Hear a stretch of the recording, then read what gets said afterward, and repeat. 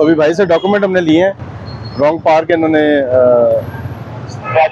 इनके कोई एक बंदा जो अंदर गया हुआ है, लेकिन वो गाड़ी बड़ी गलत जगह पर खड़ी की हुई है, पार्किंग में नहीं है, तो उसको भी चलान कर रहे हैं। रिक्शा आपका किधर है? दे अपने कागजात दिखाएं, आईडी कार्ड दिखाएं, अपना आईडी कार्ड दिखाएं, अपने डॉक्यूमेंट दिखाएं प्लीज, अपने डॉक्यूमेंट दिखाएं ना, अपने डॉक्यूमेंट दिखाएं मुझे शाबाश। लाइसेंस आपका किधर है? लाइसेंस दिखाएं मुझे। आप बुजुर्ग बंदे हैं, तो थोड़ा सा इस चीज का एहसास करें। गलत जगह पे आपने गाड़ी कर दिया है, रिक्शा खड़ा, इसको निकालें, जल्दी करें, जल्दी करें फौरन। आप बुजुर्ग, हम आपका हया कर रहे हैं, आप इस चीज को एहसास करें, इस चीज का निकालें इसको जल्दी से यहाँ से।